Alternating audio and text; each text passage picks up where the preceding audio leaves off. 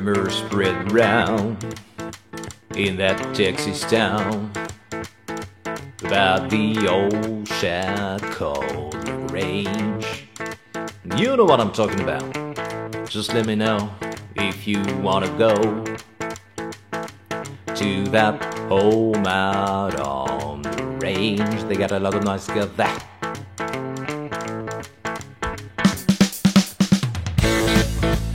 Have mercy. How, how, how, how. How, how, how, how.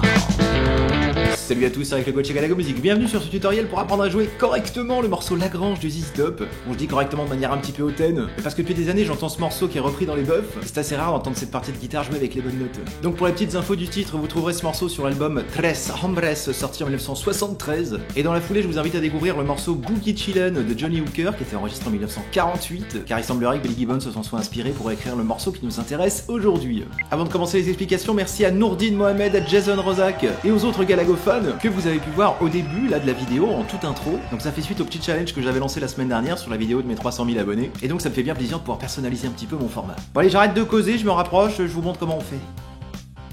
Donc dans cette vidéo, je vous explique toutes les parties sauf les solos, et sinon ça va faire une vidéo d'1h30. Donc on va commencer déjà par l'intro. Donc pour celle-ci, il n'y a que 2 plans d'accompagnement à connaître. Voici le premier. Ça, c'était le plan numéro 1. Alors, je suis placé en power chord de La. Donc, vous voyez, mon index est placé comme ceci sur les 4 dernières cordes aiguës. Je le place un petit peu de traviole. De toute façon, c'est pas très important. Et surtout, je laisse bien sonner ma corde de La. À la main droite, Billy Gibbons va jouer en hybrid picking, c'est-à-dire qu'il va mélanger à la fois les coups de médiator et les grattes au doigt. Donc, quand vous êtes placé en La, entraînez-vous à faire ceci. Vous voyez, je chope le La, le Ré, le Sol. Clic. Ok, parce qu'en fait, tout va tourner autour de ça. Donc mesure 1, voici lentement ce qui va se passer. Voilà. Donc là, j'ai chopé corde de Ré et Sol, d'accord. Je fais entendre ça, je retape derrière, donc 2 croches, 2, on est en shuffle, 2 croches, et après je vais pas arrêter de faire des stops à la main gauche, vous voyez, parce que on veut que le son s'arrête. Donc je perds à la fois le poids du doigt à la main gauche, mais pour être sûr qu'il n'y ait pas de petite résonance, perso, moi je préfère placer les autres doigts pour être sûr que là du coup il n'y a plus du tout de son. Voilà, avec les rythmes, 3, 4, 1 et 2 et 3 et 4 et encore 1 et 2 et 3 et 4 et... Alors je pourrais vous isoler la mesure 2 mais je préfère la faire d'affilée avec celle d'avant. Donc 1 et 2 et 3 et 4 et 1 et 2 et 3 et 4 et... Alors, qu'est-ce qui se passe?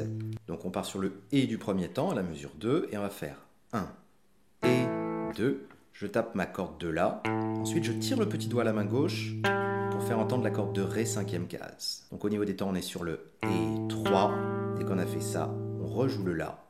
Et après corde de Sol, 5e case, je chope ça avec l'annulaire à la main droite. Et je retape le La, fin de la 2e mesure.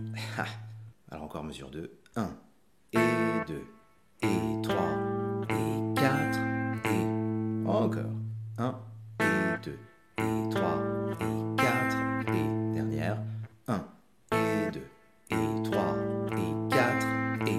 Ok, je vous fais les mesures 1 et 2, 3, 4, 1 et 2 et 3 et 4 et 1 et 2 et 3 et 4 et... Ok. Avec ça, vous savez faire quasiment tout le plan numéro 1. Donc je dis pratiquement parce qu'à l'arrivée de la 3e mesure, le premier temps va changer. On va pas reprendre comme ceci. Il y a une petite nuance qui est trop cool, qui fait...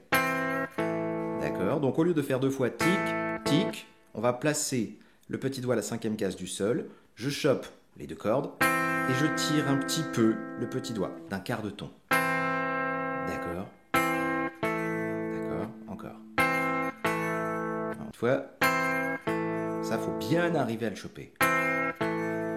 Une fois que vous savez bien faire ça, vous pouvez refaire tourner les mesures 1 et 2 de la même façon, puisqu'après ça donnera 1 et 2 et 3 et 4 et 1 et 2 et 3 et 4 et c'est reparti.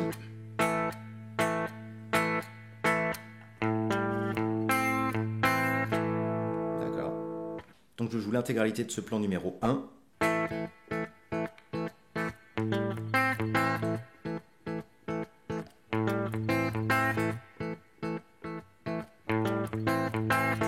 Bien, maintenant plan numéro 2 pour terminer l'intro. Donc ce plan-là commence quand le chant arrive. Alors je joue, ça doit donner.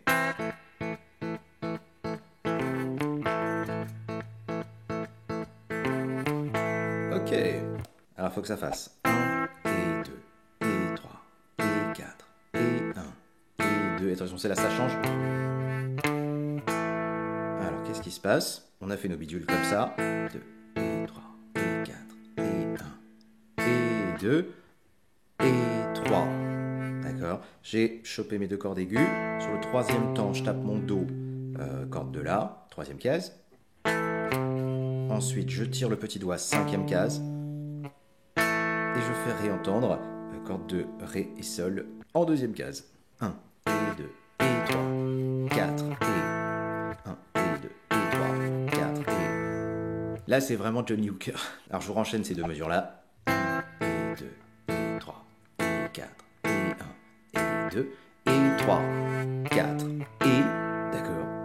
Et après, on va rejouer le même plan en boucle, sauf que on recommence pas le premier temps en faisant... On recommence pas en faisant ça. On va faire un coup de La vide et ensuite ceci. Donc les deux mesures qui vont tourner en boucle jusqu'à un petit moment, ça va donner 1 et 2 et 3 et 4 et 1 et 2 et 3, 4 et 1 et 2 et 3 et 4 et 1 et 2. Ok, donc c'est vraiment celui-ci qu'il faut retenir. Alors pour que tout soit clair, je vous rejoue tout depuis le début jusqu'à l'arrivée en boucle de ce plan-là. Bon, avec les partoches, normalement, je pense que vous devriez bien vous débrouiller. Ah oui, tout début, si jamais vous voulez faire exactement comme Billy Gibbons, au lieu d'attaquer directement sur le premier temps là-dessus, il part sur le Et du 4 avec une attaque mutée, genre 3, 4 et 1. 3, 4 et 1. Pour les explications, je ne vais pas le faire. 3, 4 et 1, et 2, et 3, et 4, et 1, et 2, et 3, et 4, et 1, et 2, et 3, et 4, et 1, et 2, et 3, et 4, et 1, et 2, et 3, et 4, et 1. On passe au plan numéro 2. Merde. 1 et 2.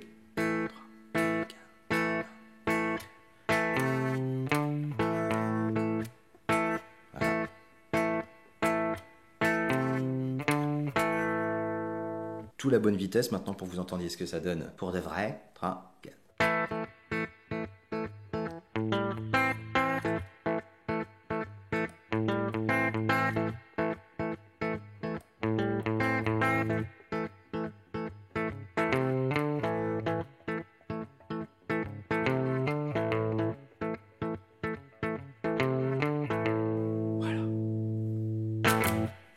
Voilà, donc à un moment donné, on va arriver au roulement de batterie, et là, tout s'excite à mort. La guitare passe en son saturé, tout ça, mais, oh, joie, la partie d'accompagnement ne change pas par rapport à ce qu'on avait précédemment, puisque ça va donner...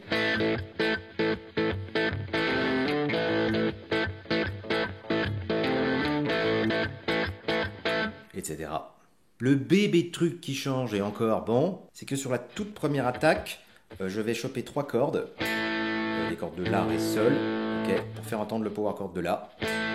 Puis après, je fais le truc normal. Puisque nous, dans la partie d'avant, soit on commençait par... Soit on commençait par... Voilà, bon bah là, on chope les 3 cordes d'un coup. Etc. Donc le morceau continue en boucle, toujours sur le même plan. Et deuxième break de batterie. Tchakatiki, tchakatiki.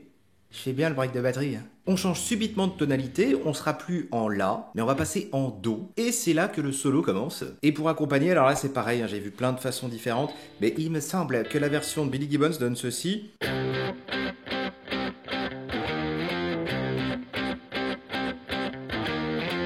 D'accord.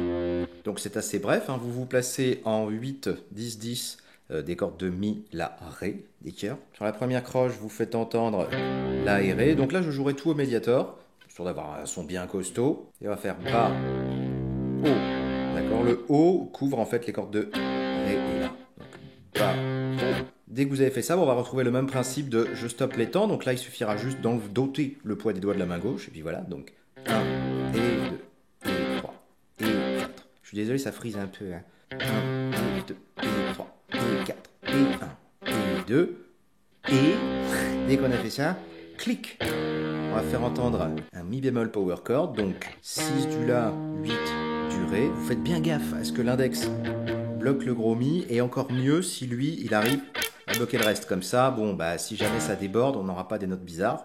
Donc 1, et 2, et 3, et 4, et 1, et 2, et 3. Dès qu'on a fait ça, on se déplace, tic, en perdant le poids des doigts.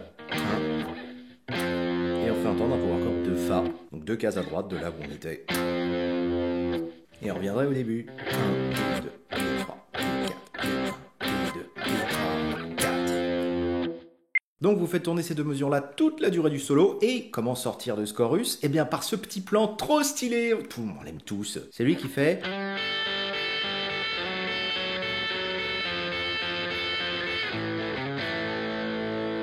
Alors c'est un break à la Robert Johnson, hein, ça ressemble vraiment à un turnaround. On place le petit doigt en 5 du petit mi et l'annulaire en 5 de la corde de Ré. Okay. Donc il faudra bien viser à la main droite parce qu'on va alterner entre ces deux cordes.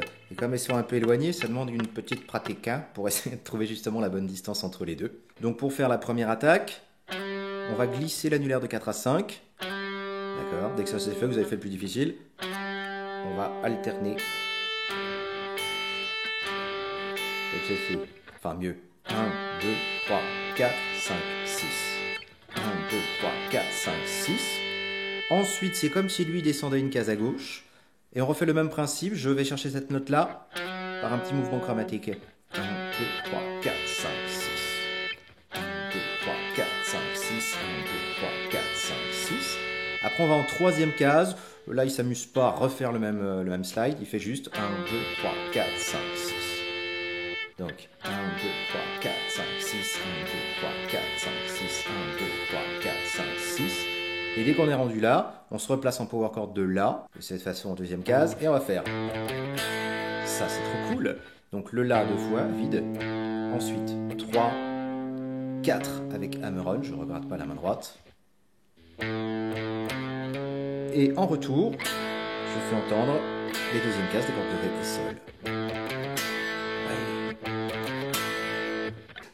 Pendant que je vous expliquais, je me disais, vous pouvez éventuellement, si le saut de corde vous fait un petit peu peur ou quoi, vous pouvez prendre, tant qu'à faire qu'on est en hybride picking, prendre la corde de Ré avec le médiator et le petit Mi avec l'annulaire. Je vous avouerai que je ne sais pas ce que fait Billy Gibbons à ce moment-là, mais peut-être bien, tant qu'à faire, qui fait ça.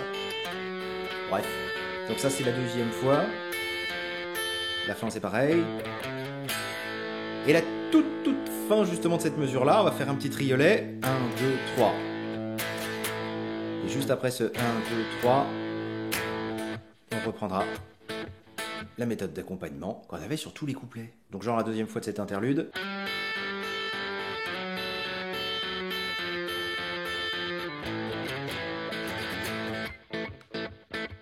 Trop bien.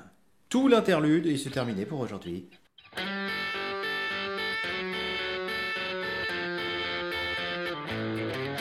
Deuxième fois.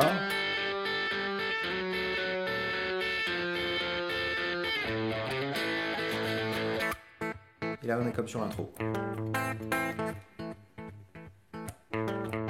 Bon bah voilà, écoutez, normalement avec tout ça vous avez tout ce qu'il faut. Bon, avant que je vous fasse l'explication du saut, faudra que je le bosse encore un petit peu. Parce que j'ai bien le début, mais à un moment donné ça merde et du coup, bah non, ça sert à rien de vous expliquer un truc que je maîtrise pas vraiment à fond. Comme d'hab, si cette vidéo vous a plu, bah vous laissez un petit pouce bleu, vous pouvez vous abonner à la chaîne, qui grossit de plus en plus, hein, on vient de dépasser les 300 000 abonnés. C'est assez ouf. Donc bon, bah les aventures continuent de semaine en semaine, hein, jusqu'à ce que vous en ayez marre de voir ma tronche. D'ici là, je vous souhaite plein de bonnes choses et je vous dis à très bientôt au détour du prochain tuto. Ciao.